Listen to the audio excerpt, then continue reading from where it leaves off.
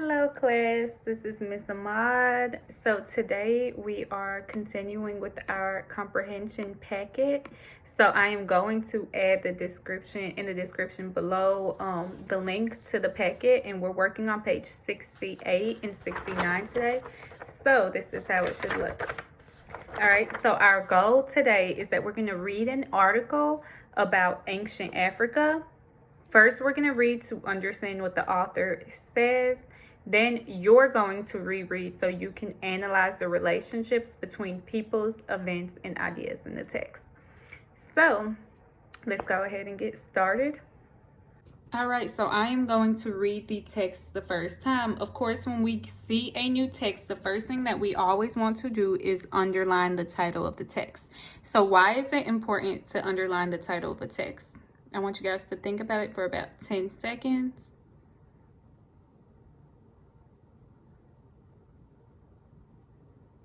Okay, so if you said that it gives us an idea about what the text is going to be about, you are correct. So let's go ahead and look at our text title, Ancient Saharan Trade Routes. So, Ancient Saharan Trade Routes. Based on the title of the text and maybe even the picture that they're showing us, what do you all think the text is going to be about? All right, let's see if you're right. Track along with me as I'm reading. The Sahara is a vast desert in northern Africa. It stretches from the Atlantic Ocean in the west to the Red Sea in the east. Its size and harsh conditions make travel hazardous. Nevertheless, trade thrived here from the 700s to the 1500s. It continues to this day.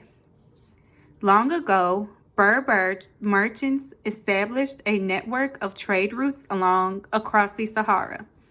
These routes linked markets in North Africa, the Middle East, and Europe with markets in West Africa.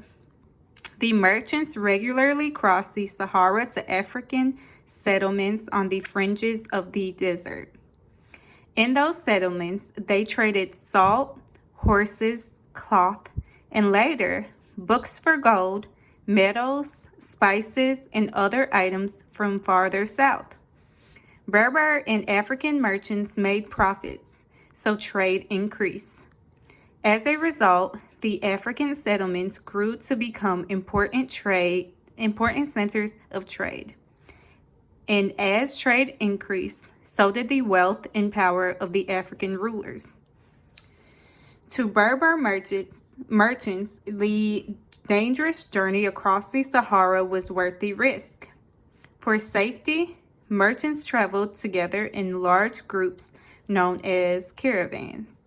Using camels to transport their goods, caravans walked about 200 miles a week. Even at that pace, however, the trip took more than 3 months. The merchants' use of camels made it possible for them to cross the Sahara.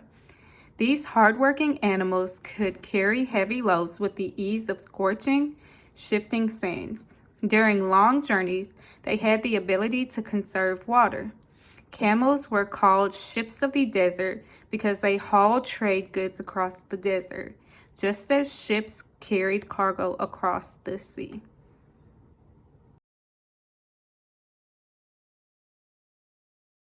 Okay, so now that we have read the text, I read it out loud to you all. Some of you guys read it to yourself.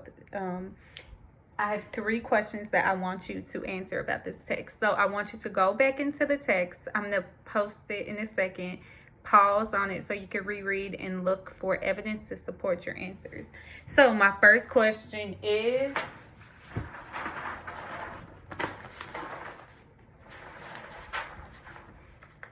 why did Berber merchants travel? I think I'm saying this word wrong, okay?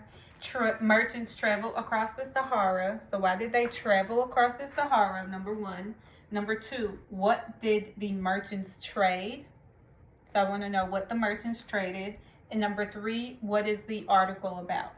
So I'm about to post the article.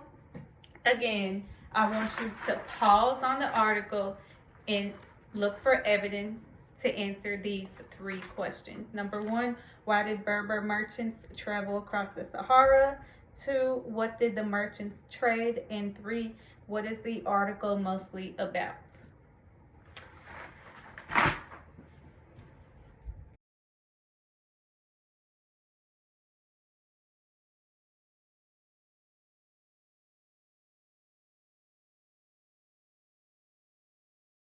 All right, so question number 1, why did Berber merchants travel to the Sahara? So you should have found in paragraph 2 that it says that Berber merchants established a network of trade routes across the Sahara that linked markets in North Africa, Middle East, and Europe with markets in West Africa. So basically, they traveled so they can trade goods from North Africa, the Middle East, and Europe with West Africa. All right, what did the merchants trade? So what did they trade? So you should have underlined where it says they traded salt, horses, cloth, books for gold, metals, spices, and other items from farther south. So this is the answer to question number 1. This is the answer to question number 2. All right, now question number 3. What is the article mostly about? So there's not going to be a direct piece of evidence that you'll find here. You're just going to say, what was it mostly about? What was the gist of this article? And to me, it was mostly about trade in West Africa in the Sahara Desert. So that's what your answer should be. All right, so now we want to fill out our graphic organizer. And the question that we are trying to answer for our graphic organizer is, what caused the West African settlements to become important centers of trade? What caused the West African settlements to become important centers of trade? So they want us to come up with 3 causes, and they have already given us the effect. So the effect is that the West African settlements became important centers of trade. So for what 3 reasons did they become important centers of trade? So I want you to pause the video. I'm going to put the text back up, and I want you guys to pause on the text and think about what 3 causes led to West African settlements becoming important centers of trade.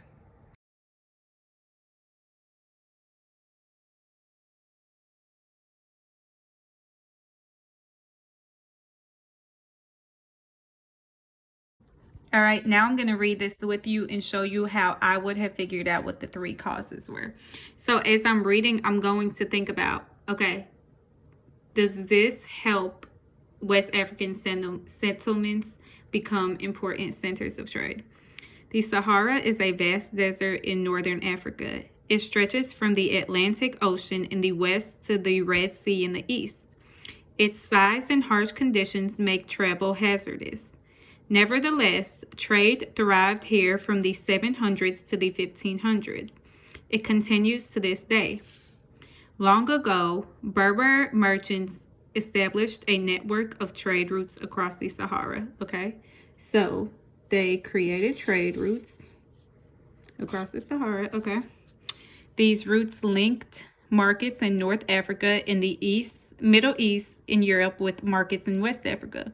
The merchants regularly crossed the Sahara to African settlements on the fringes of the desert. In those settlements, they traded salt, horses, cloth, and later books for gold, metals, spices, and other items from farther south. Berber and African merchants made profits, so trade increased. All right, so they made profits. So that means that they made money. Okay, trade increased. As a result, the African settlements grew to become important centers of trade. So that's my effect. As the trade increased, all right, so again, they're saying that trade increased, so did the wealth and power of West African rulers. To Berber merchants, the dangerous journey across the Sahara was worth the risk. For safety, merchants traveled together in large groups known as caravans. Using camels to transport their goods, caravans walked about 200 miles a week. Even at that pace, however, the trip took more than 3 months. The merchants' use of camels made it possible for them to cross the Sahara. These hard-working animals could carry heavy loads with ease over scorching, shifting sands. During long journeys, they had the ability to conserve water. Camels were called the ships of the desert because they hauled trade goods across the desert, just as ships carry cargo across the sea. Okay, so camels were very useful to the trading as well. So now I have a little bit of information that I highlighted that to me made the West African settlements important centers of trade. So now I have to figure out how to turn these into my own words to answer the question, why did this happen? Okay, so pause this. I want you guys to see if you can answer these yourself using the information that we highlighted. All right. All right, these should be your answers or something similar to this. So, number one, Berber merchants set up trade routes using camels and caravans. Berber and African merchants made profits, so trade centers grew, and the profits led to even more trading. So these three causes led to the fact that the West African settlements became important centers of trade. All right, it is